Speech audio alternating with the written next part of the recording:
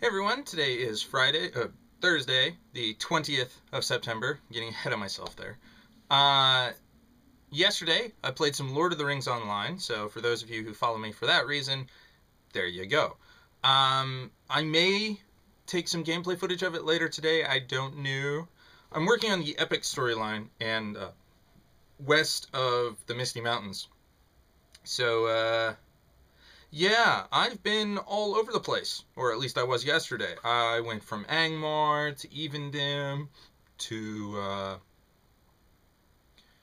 Anaminas to Tinadir to Anaminas to Tinadir to Anaminas to Tinadir to all over the place. I went to the Trollshaws, I went to Rivendell, I went to Goblin Town, then back into the Trollshaws, and blah blah blah blah blah blah blah blah. I went all over the freaking place. Now I'm back to Tinadir, back at Tinadir, and I need to go back down to Anaminas, back and forth, back and forth, back and forth, and then I'll be heading to Ferrokel, which is to the north of Evendim, and then I'll be around in there for a while, and then I got to go all the way down to Eregion. Yeah, I looked ahead just to, but I want to know how far I'm traveling and where to and all that. So yesterday I threw $15 at the game to make it so that I had swift travel because I was getting really, really irritated with the amount of swimming I had to do between Tinudir and Anaminas. And at one point, I had to swim from Anaminas to the very north portion of Lake Evendim. And basically, I alt-tabbed and was surfing the internet while that was going on. It was very, very aggravating, and yeah, I swam Lake Evendim twice, and then I was like, yeah, I'm done. I'm $15. Um, so, yeah, swift travel is really awesome. I honest to God, don't know how I put up with myself. Anyways, I'm planning on knocking out the epic storyline west of the Misties for. Well, I say west of the Misties. I mean west of Moria. They both start with an M.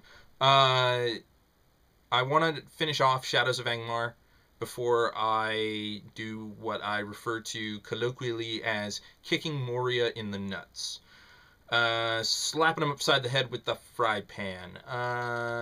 Those sorts of things. Before I really jump back into Moria again. I got like the first, I want to say 25% of it done. I spent a lot of time on the waterworks and blah, blah, blah, blah, blah, blah, blah. So, So, yeah, that's what I've been up to. Also, a friend of mine somebody left a comment. It was a friend of mine who left a comment on yesterday's video when I was asking for help as to kind of how-tos. And he made an interesting point about talking about stats in games, where to focus, that sort of thing. So that is a very valid and interesting thing, and I think what I want to do is I'll make a video about creating a character in Star Trek Online, and I will talk my way through all of the traits that you can start with at the beginning of the game. As of right now, once you've picked your traits, your race, what have you, you can't really change it. So they're looking at possibly doing it in the future, but the problem is that it's a core mechanic in the game where you make your character, you pick your traits, and then bam, you're stuck with them.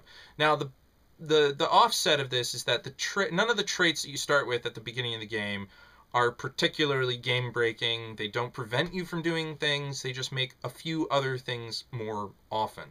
So like you pick efficient captain if you're an alien or a Borg or what have you, and that just gives you a little extra efficiency with regards to all of your power settings. But efficiency only applies if you're running that power setting low to begin with. And a +5 to efficiency is like nearly nothing. So I might be misciting this, but I mean, this is the way Efficient Captain used to work. I don't know if it still works this way or not. I haven't looked at it in a while. So what I plan on doing for maybe next week is I'll script a video where I go through trait by trait and I talk about the effects that this trait has on the game long term. Basically, my argument here is that the traits you pick at the beginning of the game are all well and good, but they don't have any significant impact on play. They have a little impact. Like, aggressive causes you to draw a bit more aggro, but you do a little bit more damage in ground combat. Well, that's all well and good. I'm doing a little bit more damage than someone who doesn't have aggressive, and I tend to draw threat a little bit more often. As an engineer, I'm a tank. That's what I do. So I mean, it really depends on how you want to play your character in that. So I'm going to look into that. I may wind up starting the scripting on Monday or Sunday, depending on how inspired I am. And I know I will have to delete a character from Stowe, or what I may do is make a free-to-play account and then work with what's available to free-to-play people. That might work a bit better as a how-to, but if I show off, I'm a lifetime subscriber, or I have a gold account, ignoring the lifetime portion, I have a gold account, this is what is available to a gold player. Take a look at all of these things, and I'm going to go through one at a time. If you don't have access to any of these things, well, it's because I'm a subscriber, blah, blah, blah, and, going and going, so on and so forth.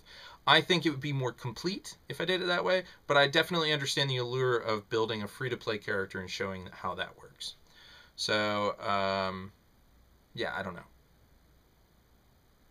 Anyways, that's enough for today. I'm going to go play some Lord of the Rings online. Well, first food, but then Lord of the Rings. Well, also a drink, then Lord of the Rings.